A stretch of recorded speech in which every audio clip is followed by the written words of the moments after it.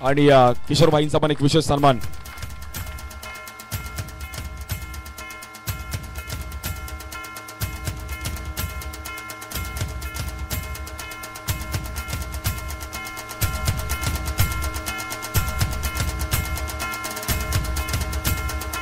Thank you so much. आणि किशोरबाईंना विनंती करेल की आपण दोन शब्द या कार्यक्रमाविषयी आणि आज या गावाविषयी जरूर ऐकेल.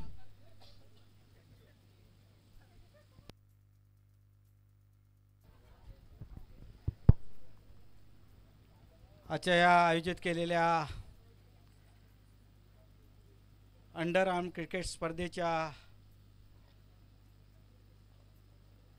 निमित्ताने आज इथे उपस्थित राहण्याचा योग आला. अतिशय सुंदर असा खेळ आणि चुरशीचा रोमहर्षक, कदाचित एखाद्या दुसऱ्याला अटॅक येईल की काय अशा प्रकारचा हा गेम होता. माझ्या पण छातीत धडधडत होतं.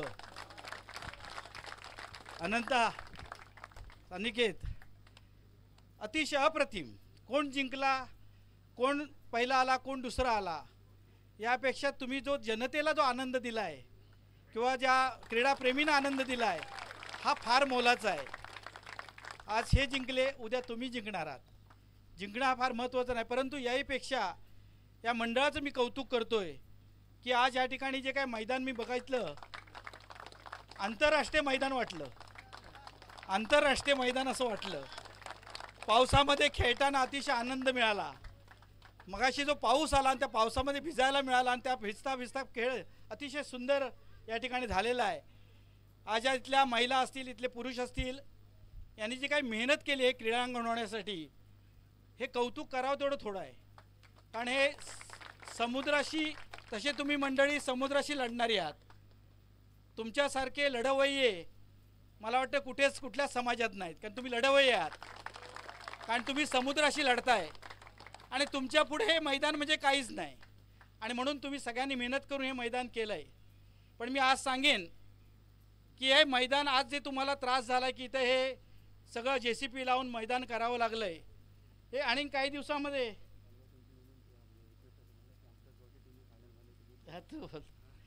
पण मला सांगावंसं वाटतंय की आपले महाराष्ट्र राज्याचे राज्यमंत्री आदरणीय योगेशदादा कदम यांच्या प्रयत्नाने या ठिकाणी 4.5 कोटीचा बंधारा मंजूर झालेला आहे. आणि या बंधाऱ्याचं फक्त CRZचा जो आपला कायदा आहे त्याच्यामध्ये थोडंसं अडकलं आहे, पण मला वाटतं महिन्याभरामध्ये तो पण प्रश्न CRZचा संपेल. आणि इथे जो काय भव्य बंधारा होणार आहे, या बंधाऱ्यानंतर मला वाटतं तुम्हाला दोघांना, तिकडं पण आणि इकडं पण, मला वाटतं मैदान आणखी बनवावं लागणार नाही, आपोआप मैदान तयार होईल आणि मग हा प्रश्न तुमचा कायमचा संपून जाईल. दुसरी गोष्ट महत्त्वाची, मला आपल्या सर्वांच्या दृष्टीने महत्त्वाची म्हणजे या खाडीतला गाळ काढणे. आणि त्याचंसुद्धा इस्टिमेट जवळजवळ मला वाटतं या महिन्यात 2 महिन्यात त्याला मंजुरी मिळेल. आणि इथला गाळ काढून जसं आंजरल्याला जसं आपण बांधला गोयंग बंधारा, ज्या बंधाऱ्यामुळे खाडीमध्ये येणारी वाळू थांबलेली आहे आणि ते यशस्वी झालं आहे. म्हणजे आज आम्ही जाऊन आलो, यशस्वी झालेलं आहे आणि तिथला गाळ पण काढला जातो आहे. दोन्ही कामं चालू आहेत. तशाच प्रकारे या खाडीतला सुद्धा गाळ काढला जाणार आहे आणि तो बंधारा होऊन यापुढे खाडी भरणार नाही.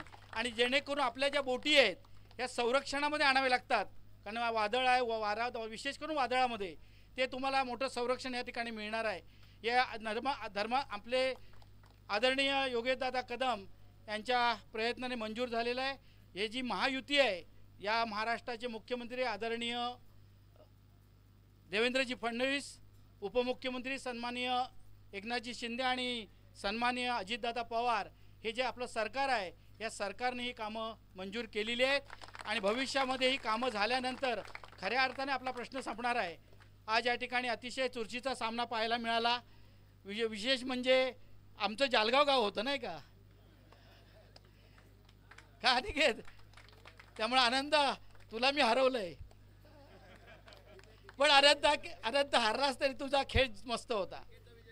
हो, नाही मी आपला सहज बोलतोय. गाव होतं, योगायोगाने विषय आला हो आणि आडं माझं आहे, जालगाव माझं आहे, आडं माझं आहे, दोन्ही माझीच आहेत.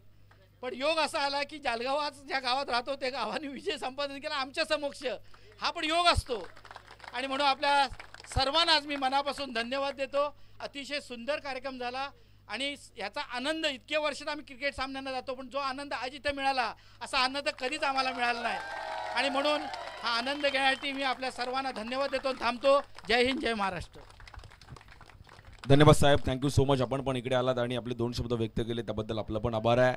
त्यानंतर एक विशेष सन्मान माननीय श्री मनोहर महादेव कुलाबकर, अध्यक्ष शिवशक्ती झेंडेकर मंडळ मुंबई यांचा एक विशेष सन्मान उत्तम कालेकरांना विनंती करेल की आपण